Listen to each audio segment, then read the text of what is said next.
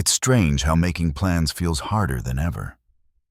Even when you're free, something inside says, stay home. So why does going out feel more exhausting than staying in? You tell yourself you'll go out this weekend. You even feel excited earlier in the day. You imagine the music, the lights, the conversations. But when the time comes, something shifts. You start thinking about the effort it takes. Choosing clothes suddenly feels like a task. The idea of traveling feels heavier than expected. And somehow, staying home feels more comfortable. So you text something like, maybe next time. And then you open your phone again.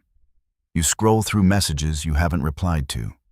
You watch short videos that blur into each other. You check what other people are doing tonight. Some are out, some are home, most are posting something. And you feel both connected and distant at the same time. Your friend invites you out for drinks. You hesitate even though you like them. You think about the noise, the small talk, the energy. You wonder if you'll even enjoy it. So you say you're tired, or busy, or not feeling it. And later that night, you feel a little bored. But not bored enough to go anywhere. Just enough to keep scrolling. But something about it feels different. It's not just you feeling this way. More people are canceling plans last minute. More group chats are full of maybe and we'll see. More nights are spent indoors without much thought. At first it seems random. Just people being tired or busy. Just life getting more complicated. But there is actually a pattern. And this is where things get interesting. You notice conversations have changed. People talk about being drained all the time, even after doing almost nothing physical, even after sitting at home all day. You notice how quickly plans lose energy. A group chat starts excited and alive. Everyone is in, everyone is ready. Then slowly, replies get shorter. Then slower. Then someone drops out. Then another. Until the plan quietly disappears. You notice how socializing feels different now. Even with close friends, there's a slight distance. Moments of silence feel heavier than before. People check their phones mid-conversation. You do it too without thinking. And this is where it starts to connect. You notice that even when you go out, part of your attention stays somewhere else. You're thinking about messages, notifications, updates. You're half present in the moment. You take photos, maybe a quick video. You check how it looks immediately. You wonder if it's worth posting. You compare it to what others are posting. And suddenly, the moment feels less real. But that is not the strange part. The strange part is how staying home feels full.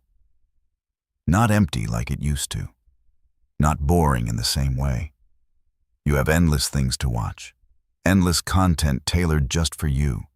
Endless conversations that don't require showing up. You can switch between them instantly. From one video to another. From one chat to another. From one mood to another. And slowly, going out starts to feel slower. Less efficient. Less controlled. And this is where things shift. It's no longer just about being tired. It's about what you're used to now. You're used to constant stimulation, quick rewards, immediate responses. Real life doesn't work like that. When you go out, there are pauses, there are awkward moments. There are conversations that don't go anywhere. There are stretches of time that feel unstructured. And compared to your phone, that feels almost uncomfortable. But something else is happening. You start noticing how unpredictable social life is. You don't know how the night will go. You don't know if you'll feel included. You don't know if you'll connect with anyone. But online, everything feels more controlled. You choose what to watch. You choose who to reply to.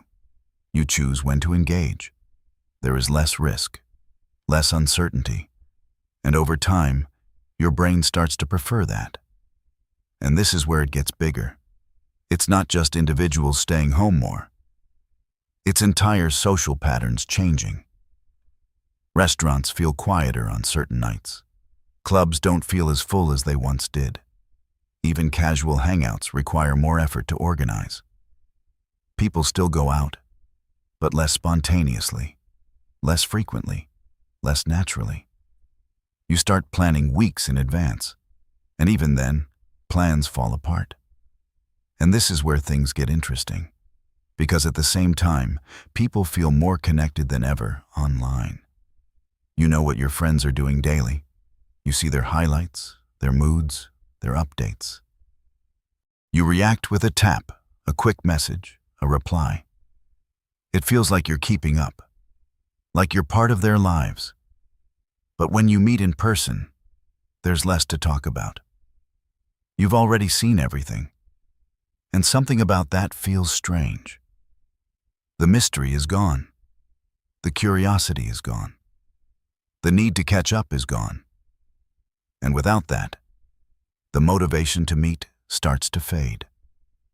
But that is not the full picture, because something deeper is shaping all of this. And this is where the system reveals itself. You are living inside an attention economy.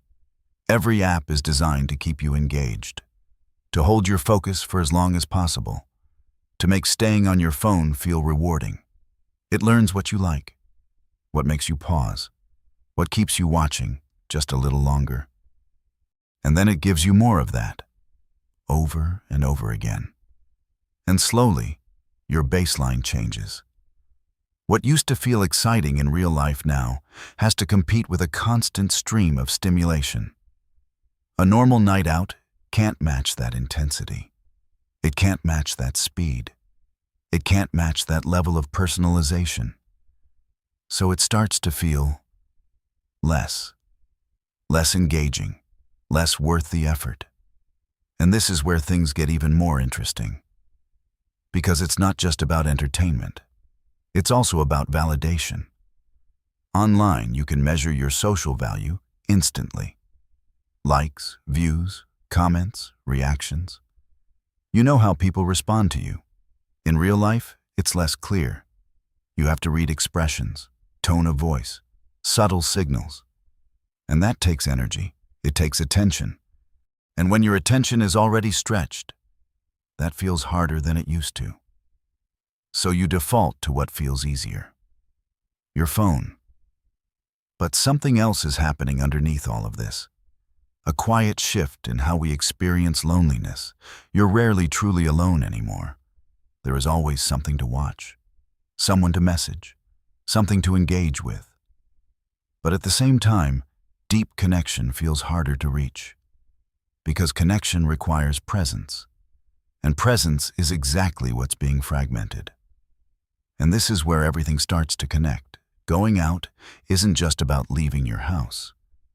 It's about entering a slower, less controlled environment. It's about giving your full attention to something. And that's something we're slowly losing practice in. So we stay home. Not because we don't want connection, but because the alternative feels easier. And this is where it becomes personal. You might think about the last time you canceled plans.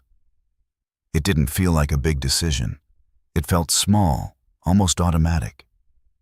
You told yourself you'd rest, recharge, stay in just this once. But then it happens again, and again, and over time, it becomes your default. You start to prefer staying in, even when part of you wants to go out. You open your phone without thinking. You switch between apps without noticing. You fill every quiet moment with something. And slowly, silence feels unfamiliar. Stillness feels uncomfortable. And this is where things get interesting, because going out used to include those moments. Moments of waiting. Moments of nothing happening. Moments where you just existed in the space. And those moments made everything else feel real. Now, we avoid them. We replace them instantly. And without them, real life starts to feel incomplete. So we choose the environment that feels full, even if it's not the same kind of fullness. And this is the quiet trade we've made. Convenience over presence, stimulation over depth, control over unpredictability. It doesn't feel like a trade in the moment. It just feels like choosing what's easier. But over time, it changes how we live, how we connect, how we spend our time, and even how we feel about going outside. And this is where the realization settles in. Maybe it's not that people don't want to go out anymore. Maybe it's that the alternative has become too good, too easy, too constant, too perfectly tailored. So going out starts to feel like effort, even when it used to feel natural.